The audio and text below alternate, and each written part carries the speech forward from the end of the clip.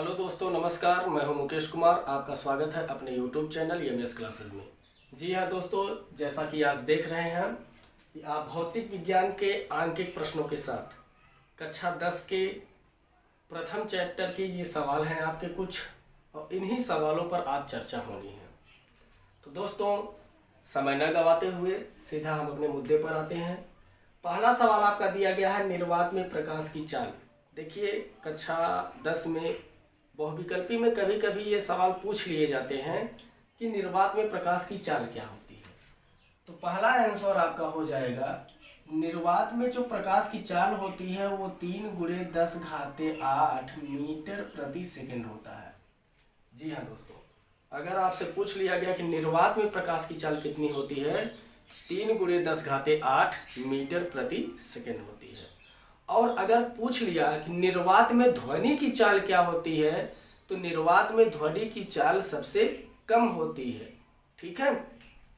और निर्वात में प्रकाश की चाल सबसे अधिक होती है। इस चीज को ध्यान दीजिएगा, कभी भी पूछ सकता है कि निर्वात में ध्वनि की चाल, तो ऑप्शन में रहेगा सबसे कम। और अगर कभी पूछ लिया निर्वात में प्रकाश की चाल, तो निर्वात में प्रकाश की चाल सबसे अधिक होती है। चलिए आगे बढ़ते हैं। समतल दर्पण की फोकस दूरी बताइए। तो दोस्तों, कभी कभी ऐसे भी सवाल उठा लेते हैं कि समतल दर्पण की फोकस दूरी, तो समतल दर्पण की फोकस दूरी अनंत पर होती है। कहाँ पर होती है? अनंत पर। जो आपके दूसरे क्वेश्चन का जवाब है, समतल दर्पण की फोकस दूरी कहाँ पर होती है? अनंत पर होती है। ठीक, ये आपको याद रखना पड़ेगा, क्योंकि अगर बहुविकल्प में पूछ लिया बोर्ड एग्जाम में समतल दर्पण की फोकस दूरी कितनी होती है, तो आप यही सोचेंगे कि समतल दर्पण की फोकस दूरी तो हमने पढ़ा ही नहीं। तो याद कर लीजिए कि समतल दर्पण की फोकस दूरी जो होती है वो अनंत पर होती है। अब हम आते हैं अपने तीसरे सवाल पर।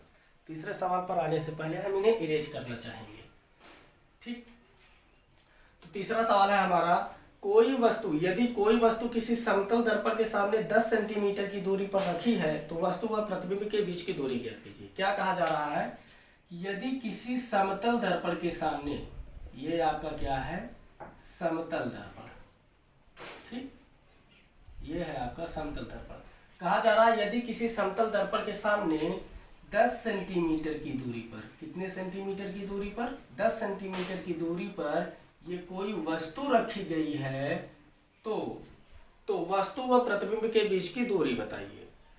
तो बच्चों, जैसा कि हमने आपको पढ़ाया था, क्या पढ़ाया था याद कीजिए।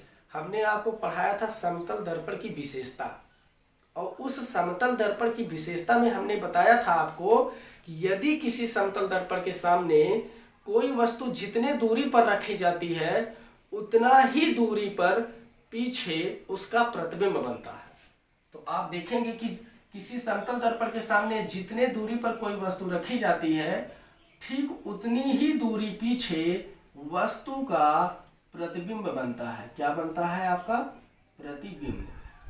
अब आपने देखा कि अगर 10 सेंटीमीटर की दूरी पर वस्तु रखा गया था, तो प्रतिबिंब भी 10 सेंटीमीटर दूरी पर ही बनेगा। तो अंत में पूछा गया है कि वस्तु और प्रतिबिंब के बीच की दूरी बताइए। तो वस्तु की दूरी 10 सेंटीमीटर, प्रतिबिंब की दूरी 10 सेंटीमीटर। तो वस्तु और प्रतिबिंब के बीच की दूरी, वस्तु व और प्रतिबिंब के बीच की दूरी आपका 10 +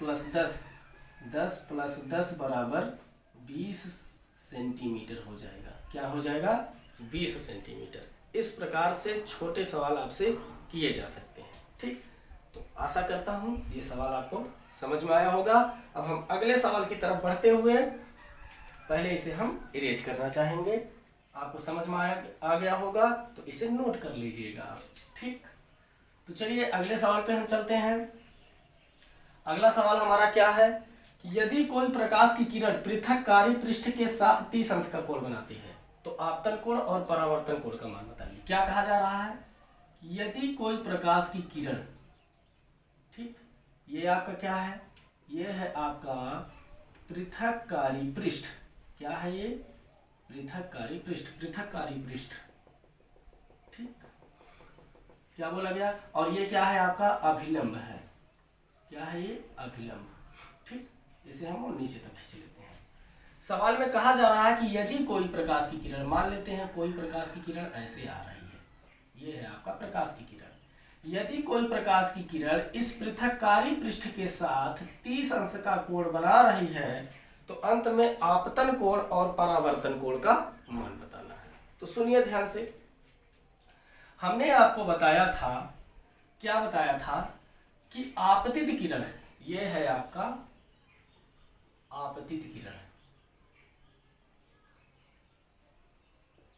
ठीक, और ये क्या है आपका? परावर्तित किरण, परावर्तित किरण। ठीक, चलिए देखते हैं। कहा जा रहा है कि यदि कोई प्रकाश की किरण इस पृथक्कारी पृष्ठ के साथ 30 अंश का कोण बनाती है तो आपतन कोण तथा परावर्तन कोण का मान बताइए। सबसे पहले आपको यह समझना पड़ेगा कि आपतन कोण कहते किसे हैं। तो आपतन कोण का मतलब होता है कि इस आपतित किरण और अभिलंब के बीच, इस आपतित किरण और अभिलंब के बीच जो कोण बनता है वो आपतन कोण I कहलाता है, और परावर्तित किरण और अभिलंब के बीच जो बना कोण होता है वो परावर्तन कोण R कहलाता है। क्या कहलाता है? R। चलिए, अब अगर आपका ये 30 अंश है और आप ये जानते हैं कि ये अभिलंब जो है इस पृथक्कारी पृष्ठ के साथ 90 अंश का कोण बनाता है। कितने अंश का कोण बनाता है?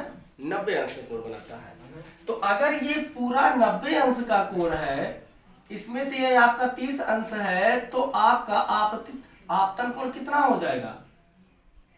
आप बताएंगे सर